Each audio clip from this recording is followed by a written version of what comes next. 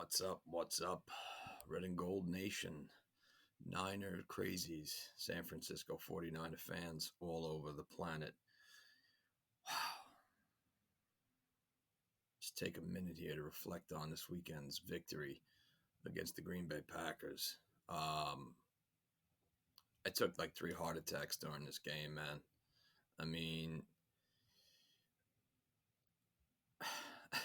I can't even just to go back over it.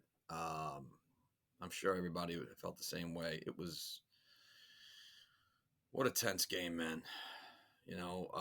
Coming into it, tell you the truth, I actually felt pretty good, man. I felt, I want to laugh. I didn't feel as concerned as I did against the Dallas Cowboys. I don't know why. I mean, I wasn't really too nervous against the Dallas Cowboys, but um, against the Packers, I wasn't that nervous at all either, man. And it's funny because you know all week long I had people asking me, "Are you concerned? Are you nervous? Are you this and you that?" And I was just, "No, man." And they were just like, kind of like, "Are you just?" I'm like, "No." I'm like, I feel good. I'm like, I think that Packers are beatable, even though they had a phenomenal season. And this is probably the best I've seen them look in a long time. And they had ridden a hot streak at the end of the season there, but they're beatable.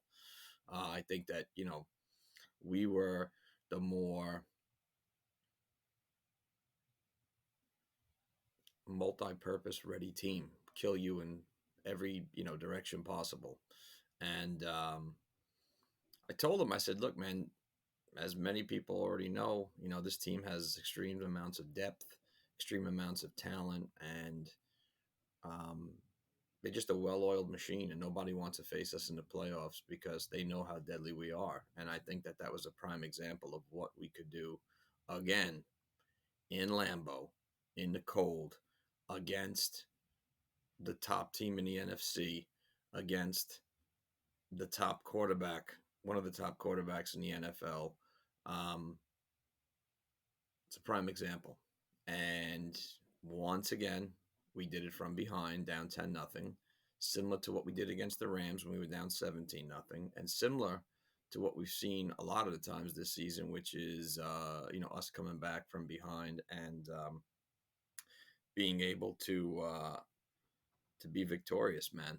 And that was a lot of the reason why. I mean, I'll tell you the truth. Going into this, well, the weather, I think, was I was like worried to some extent about that because, of course, we all know the frigid weather down in Lambeau could always cause certain teams to kind of be off kilter a lot. And I think we saw it early on, some of the drop passes and whatnot, and just like um, I think we saw it from both teams, tell you the truth. I mean, just because, Green Bay plays there, it doesn't mean that they're always, even though they're a little bit more used to it, still, it doesn't make it all comfortable conditions to play in because, again, I guess it's different and similar for everybody. But that being said, that was kind of a concern. And other than that, though, I mean, just going back on that game and looking back, at that first possession the Packers had, they did their classic Packer thing. They went down the field really, methodically, for the most part, with I don't want to say with ease, but not with the defense I don't think was playing terrible in that first series. I think that they were, adjusting and trying to just, feel out the Packers. Obviously, you already knew they were going to go to Devontae Adams and they were going to try to get that off the ground. They did that really well. I mean, he's by far, one of the top wide receivers in football, but um, that first drive was, I kind of felt, all right, that's out of the way now. I think we could have stopped them several times on that drive, but I wasn't really worried down 7-0. I was a little more nervous when, as the game in the first quarter progressed on, that we were doing 3-and-out, and Jimmy G had completed a pass yet. And it started to feel like one of those games that you could feel slipping away slowly. But hat off to the defense, man. That Niner defense is beyond legit, um, on all ends. I mean, first off, hat off to Ariki Armstead. Arik Armstead has, I mean, I've always been critical of him ever since he came out of college. I called him a bust at one time because I thought 2 years ago when he had 9 sacks and they had DeForest Buckner and he had Nick Bosa in his rookie season, I thought that he was a lot better because of DeForest Buckner. And then last season, of course, didn't have his greatest season for whatever reason. And then this year, I think that early on he was questionable, but down the stretch, he's played as one of the best defensive linemen I've seen all year, going from inside to outside and back and forth. And in these big games, man, he has come up 1,000,000%. So my hat off to him. He gets a lot of my respect, man. Not that that means much to him, but I'm just saying, as a fan, as a diehard, he he's playing excellent, man, at a high level, and at such a crucial time, man. Hat off to him. Hat off to Nick Bosa. I mean, you had a concussion last week. You had 2 sacks this week. You would just, but this whole defensive line, they were abusing that Green Bay front. I mean, abusing them left and right. Um, Hat off to all of them, man. DJ Jones, the whole defensive front just played phenomenal, man. The linebackers, Fred Warner, you can't say more about that guy, man. You can't say enough about him. I've seen people will always find a reason to kind of badmouth someone. I've seen plenty of 49er fans badmouth him for whatever reason, and I can't understand it because he is an absolute enforcer. He's an absolute great athletic talent. I mean, him coming up, him forcing the fumble the other night, huge. You could the whole game, man. He looked like he was just wired in, playing an extremely high level a week after having that ankle injury. And again, it's not easy to do when you're doing it in frigid weather. You're coming a sprain. The good thing, the worst thing about a sprain is sometimes a sprain just doesn't go away. I mean, it can last and last and last. I've sprained, ankles over and over in the past. And, sometimes when you don't have proper rest, you're not doing the proper treatment. You keep tweaking it. So hat off to him, hat off to Bosa playing through injuries. Um, Dre Greenlaw, um, Al Shahir, all of them. I mean, what a unit, man.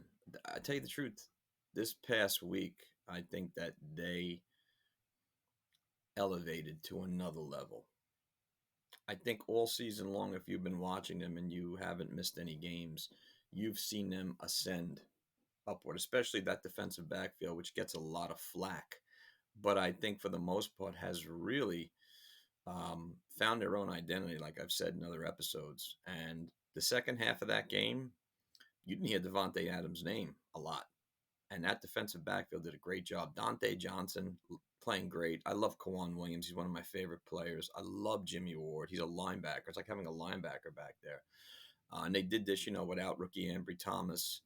Um, Jordan Willis coming up big on that block punt. I mean, you can't say enough about these guys. I mean, such a good variety of talent put together.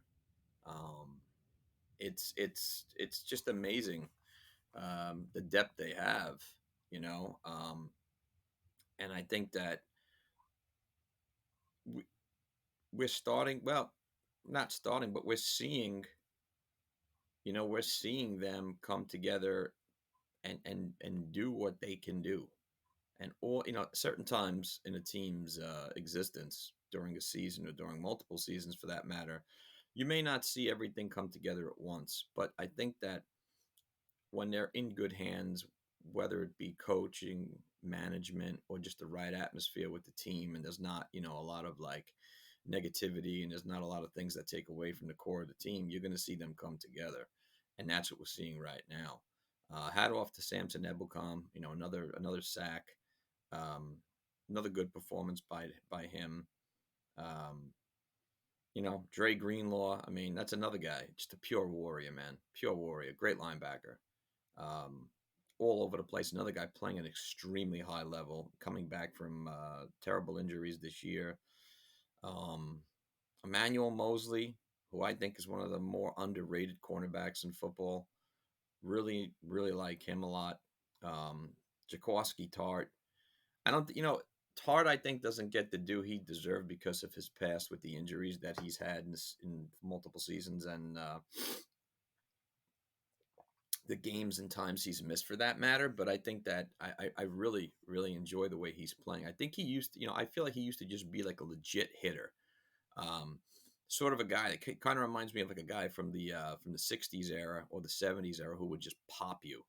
Not really like a Fred Williamson, the hammer type guy, but like kind of, well, a little more of an athletic version of him. But I think that he has kind of molded into something else along with this defensive backfield, and it's just great to see. And like I said before, Jimmy Ward seems to be the commander back there. I think he's a very cerebral guy. He came up huge. He blocked the field goal at the end of the first half, which would have put us down further, which was a huge momentum changer. Jimmy Ward has come up bigger and bigger every week. And again, I think that a lot of people who aren't Niner fans will look at his numbers and say, well, he doesn't have a lot of interceptions. Yeah, but that's not everything all the time. Jimmy Ward comes up big. I mean, again, he's like a roaming linebacker back there. I always feel like sort of like a commander because he is a veteran. Um, all these guys, man. I mean, all these guys performed amazing. Just as a unit, it was amazing to see that the offense obviously wasn't getting what they needed early on, and then some. Um, and the defense just picked up the slack totally. And a lot of the times you're saying to yourself, okay, well, the defense has been on the field so long that eventually you're going to see, well, it's going to be a problem because they're either going to be tired, or you know they're going to have trouble stopping this offense. But that was not the key. Green Bay, for the most part, is the one who faltered. They did not make a lot. Didn't seem to me they were making a lot of adjustments per the 49ers defense, and they didn't have a lot of answers for the defensive front because for the most part, and I know they were missing David Bakhtiari, um, but I don't think it really would have mattered because Nick Bosa was having his way with them, as was Ariki Armstead. They were just caving in that offensive line. Another important factor about the game is they shut down the Packer rushing game, which was huge because again, the last time we played them in Week 3, the Packers were able to generate over 100 yards of rushing, and of course, our strength has always been that we've been able to shut down the run game. In this game, they only had 67 yards on the ground, so that's a victory for us, of course. Um, Aaron Jones had 41 yards. AJ Dillon only had 25. I know he had gotten hurt, um, but again, the most important part was, yeah, they did what we said had to be done, which was the obvious, which we saw done to them, to the Packers, not so much in Week 3, but 2 years ago, in 2019 in the NFC Championship game, and prior to that, that season when we played them, when we absolutely dismantled the Packers. You saw them get pressure on Aaron Rodgers. We cave in that offensive line, not allowing him to sit back there comfortably. One of the biggest plays of the game, in my opinion, was when Rodgers started to scramble out of the pocket, and Nick Bosa was able to tackle him from behind. That was a huge play. God knows how that would have ended, because we know that Aaron Rodgers has the ability to extend plays and do pretty decently on the run. He's not really a scrambling quarterback by any means, but he's got such great arm strength and accuracy and a release for that matter that, you know, on the run, he can be deadly. Okay. And just going by the stats of that game, what we saw was obviously, you know, Devontae Adams was targeted 11 times. He had 9 catches. Again, a lot of that came in the first half, did not come in the second half. Aaron Jones, targeted 10 times, had 9 catches for 129. He had that big catch toward the end of the first half, which, he got behind the defense. And I think, at that point too, a lot of people are like, oh, there it is. That could be the bullet right there, or one of the nails in the coffin had they would have scored a touchdown. But again, the second half, you did not hear anybody's name. Uh, Another surprising stat, not so much surprising, but to some extent, was the rest of the team, which you heard nothing from. Okay. The only other guys who had catches were Alan Lazard had 1 catch for what, 6 yards. Um, the other guys, were Mercedes Lewis. So one, two, they only threw to 4 receivers. Target wise, Lazard was targeted once. Um, Josiah DeGora targeted once. Dominique Daphne targeted twice. Mercedes Lewis once, and Randall Cobb once. They didn't have any answers. They did not make a lot of adjustments, which I was surprised at, to tell you the truth. My hat off to that Niner defensive backfield. My hat off to that whole unit, to D'Amico Ryans for calling a gem of a game, man. There's a guy who obviously we already know that a lot of teams are after him to be a head coach. I could understand why. I do not want to lose him because he has made this defensive unit his own. And again, not easy shoes for him to fill when you're filling in for the great Robert Sala. Okay, but he called the gem of the game. I mean, the defense single handedly turned this game around. The special teams, the blocked field goal, the blocked punt, um, Huffnager's picking it up. I mean, that turned the game around. That gave everybody else life, especially the offense. Speaking of the offense, let's talk about that for a second. Okay, Jimmy G, 11 of 19 for 131, one pick, sack 4 times. First of all, that defensive unit for the Green Bay Packers has probably played the best I've seen them play in 2 years, which made them such a more powerful team because I think for a couple of years there, they were lacking defensively. Even 2 years ago, I didn't feel that they were at where they should be. But the last 2 years, they had come together. They were able to, again, generate a lot of pressure on Jimmy G um, and pull him down. Would they sack him for 4 times? Two of those went to Rashawn Gary, who man, he was steamrolling Tom Compton, and Tom Compton's had a hell of a good season. Gary was just coming through, man. I mean, he looked like he was out muscling him big time. Um, Kenny Clark's been good all season year, and of course Zadarius Smith, who this is what his second game because he missed the rest of the season with injury. So that defense came to play. I mean, they kept things into Packers' hands for that first, especially after that first score. I think that them getting on the board and the defense holding was the key for them. Even if, let's just say, for argument's sake, the Packers were not able to generate any more points, that defense would have been happy with just holding the Niners, and they were doing it for a good amount of time. Um, Again, just going by the numbers, Jimmy G got hit a lot. Rashawn Gary hit him 3 times. Adrian Amos hit him once. Kenny Clark hit him twice. Darius Smith hit him once. So he was under pressure, man. But again, I'm not going to really put that all on the 49er offensive line because they've had a phenomenal season. I'm going to put that on the fact that the Green Bay Packer defense was very, very good. Um, and again, not the best in the league, but they played excellent the other night. So again, getting back to the offense, it took us a while to get anything going. The George Kittle drop, man, that hurt a lot, man. You could tell, obviously, he was pissed off. He catches that ball.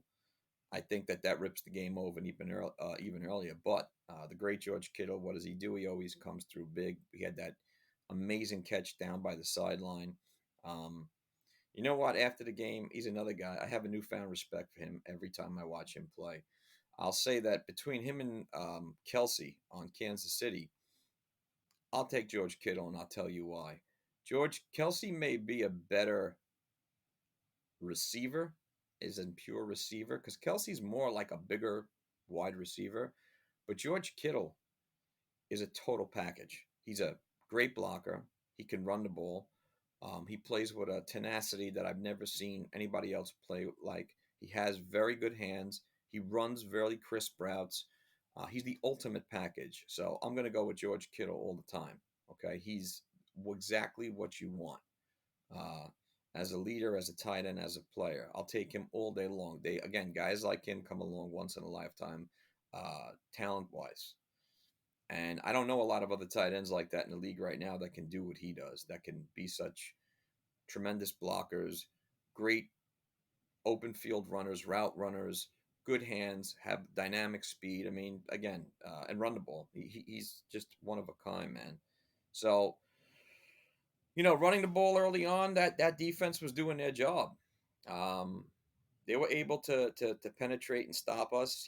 Looking at the numbers, Mitchell had 53 yards on 17 carries. Debo had 39 yards on 10 carries. Jusick had 14 on 2. And I don't think it was about the total amount of yards. I think it was about the quality of the yards that we were getting per play.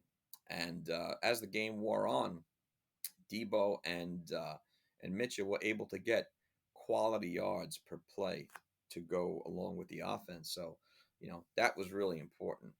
Hat off to Elijah Mitchell. Again, I don't know many rookies that are playing at such a high level and that are playing in such important games that are coming up big and not faltering, okay, not fumbling, not um, having rookie mistakes. This guy is a rare find. He's a gem, man. I mean, I think he's a diamond in the rough. Drafted in the sixth round. You can't say more about him. Playing great. Debo Samuel. I don't know what to say about him anymore. He's so damn good. I I don't. It's amazing. Someone had asked me too the other night, like, is he a big guy? Because they're not really a 49er fan. I was like, is he a big guy? I'm like, what do you mean, muscular, tall? I'm like, he's good shape. But I said it's the way he plays that makes him larger. There are receivers in the league that are much taller than him in height and, have a lot more bulk on him that don't play with the tenacity that he does. He plays like a wrecking ball, and it's amazing. Um, he's more than just a multi-talented guy. I think he's a backbone of this team times 10. And it's so good to see him come along when he did because the Niners needed that, especially in a wide receiver. Because if you go through the history of the Niners wide receiver, other than the greatest wide receiver, the greatest athlete of all time, in my opinion, Jerry Rice, and one of the greatest wide receivers of all time and a tremendous athlete, Terrell Owens, as wide receivers, and of course the always amazing, dynamic um, Dwight Clark. Much respect to Dwight Clark. We lost him not too long ago. Yeah, the Niners have had great wide receivers throughout the history. Anquan Bolden came up huge for us, right? The great John Taylor. Great. I was a big fan of Michael Crabtree. I liked him a lot. I thought that he played with a tenacity. Um, but we needed that focal point at that position. And I think Debo Samuel is the focal point in more ways than one. Running the ball, catching the ball, um, just being overall tough. That's exactly what we needed. We needed another identity at that position, and he now carries that torch for us. Um, and again, another guy who came into this league as a rookie and looked like he was a veteran. It's amazing. So hat off to him. You know, other than obviously, other than there's other great wide receivers in football, but I don't think there's like Devontae Adams, Stephon Diggs, Justin DeYoung, Justin Jefferson, and the list goes on and on and on. I don't think there's a lot of those wide receivers that play the way Debo Samuel did. Okay, because Debo is on a different level. He's on a whole different ass kicking level, man. Fearless, um, physical. That's the thing I love about him the most is his physicality. Even that third down and 7 run that he made, I couldn't. I almost I feel like I was going to fall out of my chair with that. And I want to say on that note, what a ballsy call by Shanahan. What a ballsy call. Shanahan has a new. I have more respect for Shanahan now than I ever did, and one of the reasons why is because of that ballsy call on 3rd and 7. I didn't know what the call was going to be with that. I expected a pass, to tell you the truth. But that was balls and a half. That was total balls and total and ultra belief and support in your team, in your team's ability to run the ball, in your team's ability to block, open the holes, and to get it done. Hat off to him. Hat off to everyone on that offensive line. Hat off to Debo. Man, most teams on 3rd and 7 where they were would have, probably try to get it through the air. I mean, we've seen that happen so many times. It's in several different games this weekend. You've seen that happen. But I'll tell you, man, Shanny got balls. Shanny got balls. And what I love about Shanahan is what we're seeing is, there were times in the past, and I've been critical of him this season, last season, his whole time as head coach. I felt that he was way too conservative at first. But what I'm seeing as the season's gone on this year is that he's gambling, but he's gambling within the realms of what he knows his team can do. That is so important. I think he's one of the few coaches that is extremely cerebral, knows what his team is as a whole, and just continues to pound away at that narrative. And that is what makes them a great team. And again, people can throw stats all around, like, well, Jimmy G doesn't throw for 300 yards a game. So what? Because this past weekend, what did we see? We saw we saw a Tennessee Titan team, right? You take them for example in that game. Tannehill had a terrible game. What did he throw? Three picks. Uh, um, Henry was coming back from a terrible foot injury, playing with a metal plate in his foot. But you saw Matt Vrabel gamble, games tied 6-6, and you're going for a 2 point conversion. Well, why? What is that going to do for you? It's still going to be a one score game, even if you get the 2 points. Still going to be 8-6 as opposed to 7-6. There's no difference. And what happened? Didn't get the 2 point conversion. Momentum changer right there. Okay, that's gambling and kind of being gambling at the wrong time. And I don't understand the gamble. Shanahan has become, while being cerebral, very smart at when he takes chances with this team. Okay. And again, I think he's a great chess player. He's a phenomenal chess player. One of the more cerebral head coaches in football, probably one of the most cerebral head coaches.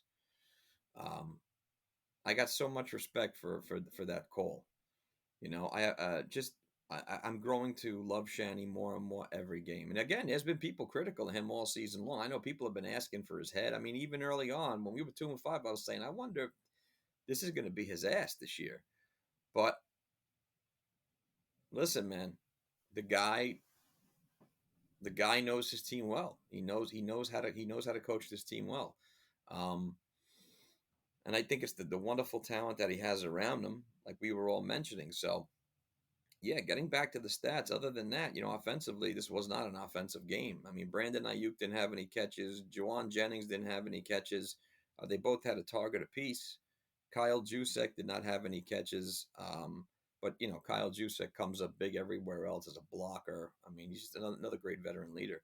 So offensively, this was a classic. This reminded me of like a NFC game back in the day, like when the defenses were defense, not that it's not the most important thing, but I'm saying like when the defenses were known, like that's what the team was known for, like maybe like the 85 Bears or, the Eagles of the 90s with Reggie White, um, you know, um, Andre Waters. Um, uh, they also had, what was his name? They had the two great linebackers, Byron Evans. They had Wes Hopkins. They had a great defensive unit that was coached by Buddy Ryan, and then there was, the other great defensive units in the NFC at that time, and that's what it reminded me of, a classic matchup of two defensive juggernauts that you knew offense was not going to play a huge part in this, and I think that was kind of strange seeing that Aaron Rodgers and the Packers were known for lighting people up, which didn't happen at all in this one. And it was a classic nail biter, and it came down to those two special teams plays being two of the most important plays there were. It also came down to the Niners staying the course and just allowing their defense to lead the way, and the defense just being the main staple in this one. And again, like I said, not just because they were able to force Green Bay on 3 and outs, but they were also able to kind of really corral Devontae Adams to an extent. And that's not easy to do when you're as dynamic as a wide receiver as he is and started off the way he did. So again, just by going by these numbers, you know, it was just it was a nail biter back and forth. And again, if you go by the numbers, Green Bay had more first downs than we did, 14-12. Um, didn't have as many rushing yards as we did. We outdid them 106 yards to their 67. Passing yards, of course, they had more than us, 225 to our 131. We both defenses got after the quarterback. Jimmy G was sacked 4 times. Rodgers sacked 5. Um, and total yards, it wasn't they beat us 263 to 212, which isn't crazy, but they were ahead of us. And then of course the fumbles, they had two fumbles, one of them we lost. We didn't fumble the ball at all. Did have the turnover. Uh, of course, Jimmy G threw the interception. Look, let's call it like it is, okay? He threw some bad passes in this game. Some of them were just these lob passes out to the flats, which was I couldn't figure it out whether it was his hand or whether it was the cold or like why you a step more for these defensive backs. It's a pick six. There was that one segment too. He threw to the right side. I think it was not the one he threw to Kittle that was intercepted, but I forgot who the receiver was. But defensive back catches that. It's a pick six. You know, thank God he dialed that down towards the end. Um, and it seems too like as the game went on, when he's throwing straight across the middle of the field, they're darts. They're on point. Sometimes when it's out to the sides, not the same way. And I think that has to do with sometimes off the back foot, throwing across the body, arm strength too. Because let's face it, there are certain quarterbacks that have the ability to throw those passes, and for the most part, like a guy like Aaron Rodgers who has a great release and great arm strength. Mahomes, Justin Herbert, they have the ability to throw those passes there and not lob them, throw them in with enough velocity to get them to the receiver. Jimmy G doesn't have that type of arm strength to do that. Plus some of them were ducks. If you saw when they came out of his hand, they weren't spiraling correctly. They were kind of top over bottom. And again, I don't know if that was because of his hand, because of the weather, whatever the case, they weren't good passes. So second week, well, third week in a row, if you really want to consider it, from the Ram game, he threw two picks in the Ram game. He threw a pick last week and a pick this week. So again, the funny thing about him is, has he played great totally? No. But has he played great, good when it counts? Yes. And I think you have to separate the two. And so many people have said this to me who aren't, Niner mad people like I am, like a mad fan. He needs to have himself a legit game, a game where he's not throwing turnovers. Um, he's throwing touchdown passes predominantly, or just on the money, not causing turnovers. And I think that even with his turnovers, we've been able to win. But imagine if he didn't throw those passes. Imagine if he didn't have the turnovers. God knows how much we would have beaten these two teams by. We still would have beaten them without a doubt.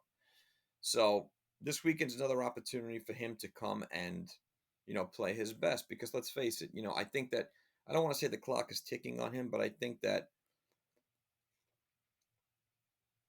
one, when the season ends, obviously they're going to take a lot of things into consideration. And I've already said this. I've said this on Facebook, which was a mistake on my part, because for some reason on some of these 49ers pages on Facebook, I'm sure these people are nice people, but sometimes you get assholes who just don't know the game, haven't been watching, and are not objective, and just say the most stupid and random things. But I think that when we get to the Super Bowl, um, is that going to be enough for management to want to keep him? I'm a Jimmy G fan.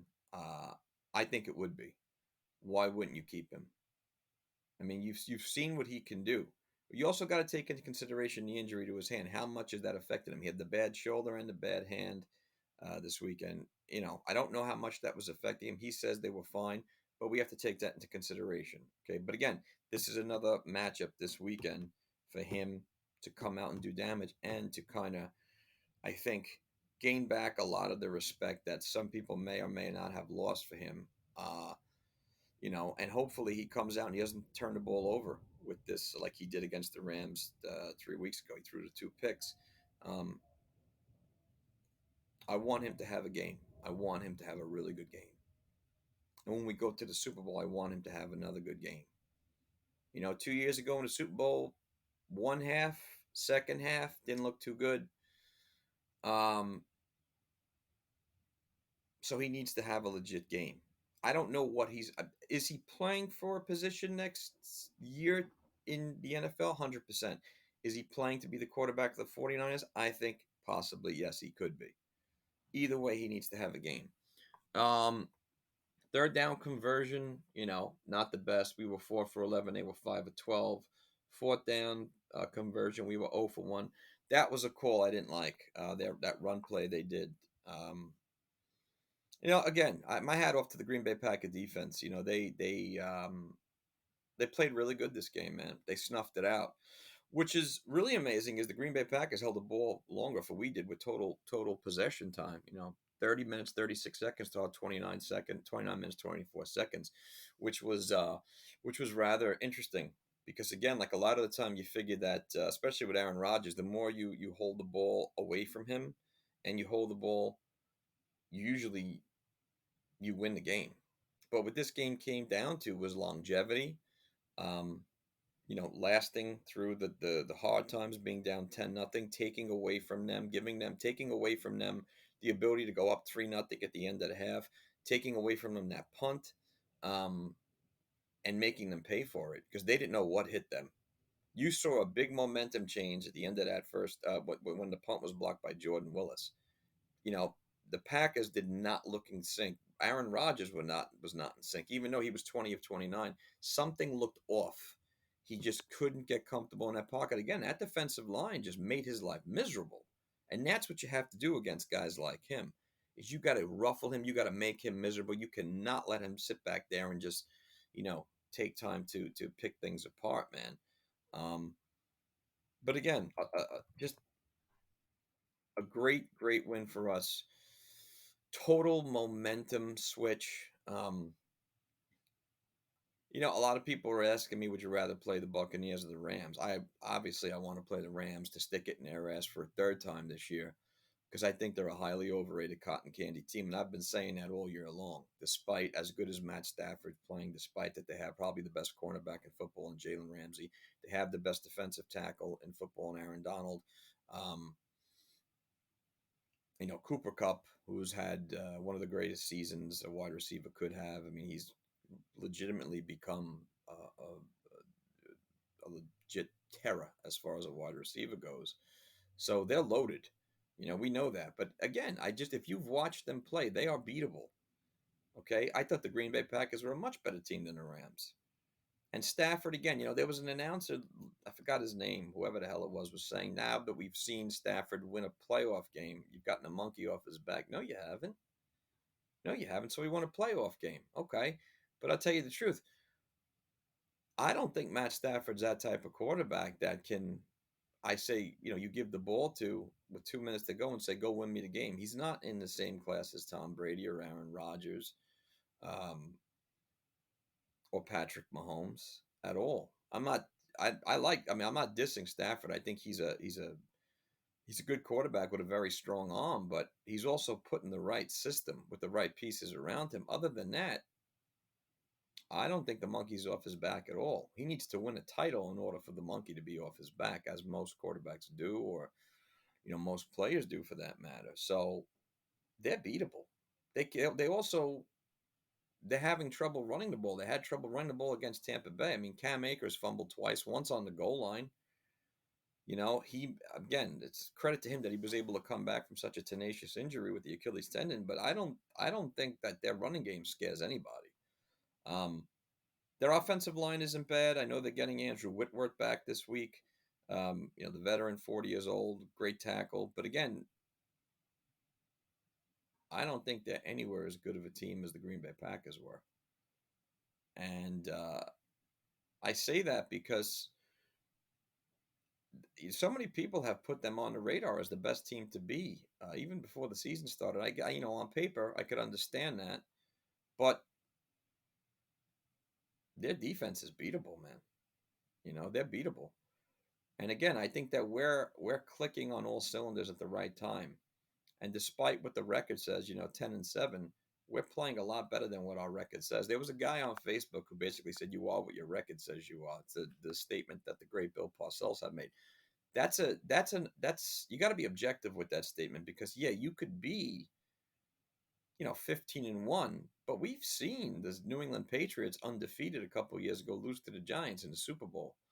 We've seen a 10-7 football team San Francisco 49er football team, who was 2-5 at one point, totally turn things around and knock off the Packers in Lambeau in the freezing cold in a very tough game. So that statement doesn't always mean exactly what it says. I don't care about the Rams record. In fact, I wasn't impressed when the Rams beat the Cardinals 2 weeks ago. The Cardinals do what they usually do. They falter. They were crumbling as the season went on. I know they lost DeAndre Hopkins. They had a lot of injuries, whatever. They weren't, they started off good, but we've been in so many games that we've lost.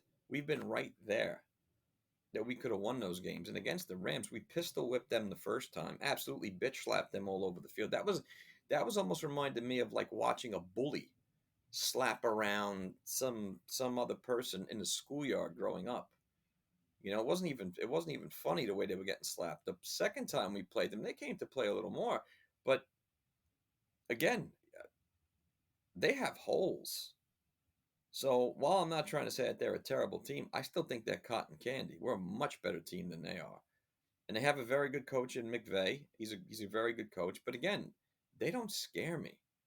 They're not a scary team. I'm sorry, man.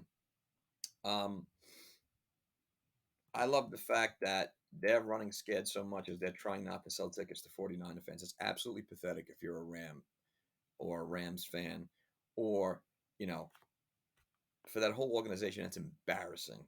On my Instagram page, I had posted about McVay. Kind of, it almost sounded like he was begging fans to come out for this game. I love the fact that he had to do that, but I also find it absolutely embarrassing and disgusting if you're a fan of the Rams. I mean, to have your head coach actually have to do that is sad. The 49, we have the greatest fans there are, man, the most loyal. Okay. If you're a hardcore fan, when I say hardcore, I don't mean like, one of these people that can't have an opinion. There's so many of these people on Facebook that if you don't say, someone that today attacked me because I think I addressed everybody as uh, red and gold empire, and the guy said, empire is for the Raiders. We're a nation. I was like, listen, dude, have a bowl of Frosted Flakes. Relax. By the way you look, I've been a Niner fan longer than you've been alive, so ease off with that. If you're again a hardcore Niner fan, you know what this team's been capable of the last 3 years. I think that you saw the transformation that they've taken under Lynch, under Shanahan, and you've seen them even before 2 years ago. You've seen them build. And I also had another post showing how this week how a lot of this team was built through the draft, as most great teams are. George Kittle, Fred Warner, Mitchell, Trey Sermon, Brandon Ayuk, Debo Samuel, um, so many other guys that are on that are Arik Armstead, Kentavious Street, Dre Greenlaw, Jimmy Ward, Ambry Thomas, all these guys who are contributing. A lot of this team was built through the draft, man. So Shanahan and Lynch, for the most part, have gotten that part right. They've put together a good pedigree of players during these drafts. That's why it hurts so much to not have 2 first-round draft picks in the next coming drafts. I don't want to get onto that whole subject then because it'll deflect away from what we're doing. But yeah, man, I can't say enough about this win against the Packers, man. I want to laugh. I jumped into my brother's arms when Willis blocked the punt and uh, Huffnagel recovered it. Too bad he didn't catch me. I wish he would have caught me. Um, at the end of this game, I have a funny video that I posted on Instagram and Facebook about. If you see it, if you follow the page, you'll know my little video towards Aaron Rodgers and the Packers. I think my exact term was discount double check my balls. That's the hashtag too. Discount double check my balls. One of the hashtags. I can't say enough about this win, man. I told someone that this was our Super Bowl this weekend. This was like a Super Bowl game, because other than in the AFC and a great season the Bills had, and a tremendous season Josh Allen had, and a great season the Cincinnati Bengals are having. I thought the Packers were much better than both of those teams. I think the Packers could have even were better than the Kansas City Chiefs for that point. And the Packers are sure shit better than the Rams. And I think the Packers were better than the Tampa Bay Buccaneers too. So this was like a Super Bowl game, and that's why it even makes us better because we think about it. We've gone on the road the last 3 weeks against major teams and have beaten all three of them. If this past week wasn't a testament to who this team is as a whole, I don't know what is. And you damn well better believe that the Rams are scared. You could see it already, man, from the posts, from the whole thing about the not selling tickets, the bullshit with there. I can't wait to see SoFi turn red this weekend. I wish I could go, man. I really wish I could go. I'm here in New York. I can't wait to see that place turn red. And I think it's either going to be one or two things. I think it's either going to be a bitch slapping fest left and right, or it's going to be a semi close game. I have to admit, I'm kind of thinking about a bitch slapping fest, but I think for the most part, it'll be a semi close game. But you're going to see the Niners pull away with this one, and we're going to go to the Super Bowl, man. It's going. This team is there. If you're a Niners fan, you know because you've watched all season long. You know what they're they're on another level, man. They're healthy. Um, the coaching is at an all time high right now. The momentum is at an all time high. The weaponry that we have is just amazing. So many guys that contribute. The offensive line has played great. The running game is just doing great. The defense is the best defense in football, man. The best defensive. Well, there's nobody like us. I don't care. I don't care what anyone says. There is no defensive unit like this in the NFL right now. Um, and I think if we would have been playing the Buccaneers, we would have whipped them too, because the Buccaneers were not a great team this year. They were depleted. They lost Godwin. Evans was banged up. Um, they were banged up in the middle. They lost Wirfs, the right tackle. They were hurting. Okay, so we would have beaten them too. We would have beaten them in Tampa Bay too. There's nobody that can beat us right now. No one's going to beat us. We're rolling.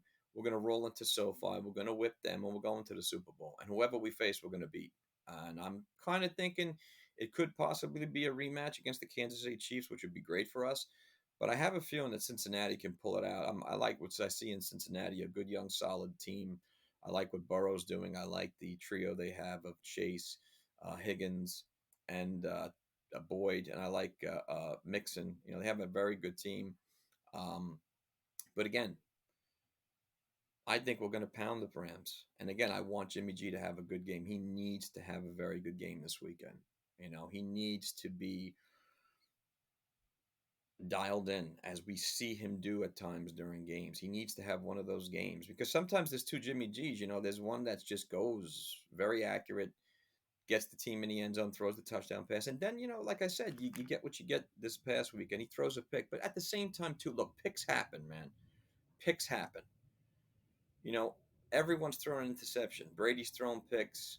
Montana threw picks. Aikman threw picks. Marino threw picks. Terry Bradshaw, they all threw interceptions. But I think sometimes it's the interception itself and the pass that was thrown. And this past weekend, of course, that was a bad pass. Obviously the one he threw to Kittle, he had to step into. He had to put that right in front of him. I could see where he was going with that, but it was behind. It had to have more velocity. He had to really pin it into Kittle's hands. But that being said, Jimmy G's got to have himself a game, man. He really does. Um, but again, I don't see the Rams being a problem. I think what's going to happen is you're going to see more of what you've seen in the past. This defense is going to get after Matthew Stafford. They're going to rattle his ass. He throws interceptions. He's going to throw a pick, and you're going to see us pound the ball down the field as we usually do. We have no trouble with that defensive front, and we're going to take this game over. And I can't wait for it to happen because I think third time is definitely going to be a charm. Third time's always a charm, and it's exactly what the Rams need to know who the real NFC champion is. It's us. They know it. They're down 2-0 already. They know it. So we shall see this weekend, Red and Gold Nation. Again, you can find my page on Instagram, Nine or Nut Podcast. You can find the page on Facebook, Nine or Nut Podcast, same thing. I'm putting up this video in a little while. There's two other videos you could check out till then, and I probably most likely will make another one this week. Niner Nuts, Red and Gold Nation, 49er fans all over. Love you guys. You're the best fan group, best fans, and we are the best fans in all the NFL. And we've got the best team in the NFL. Ain't nobody stopping this Niner train, baby. Peace.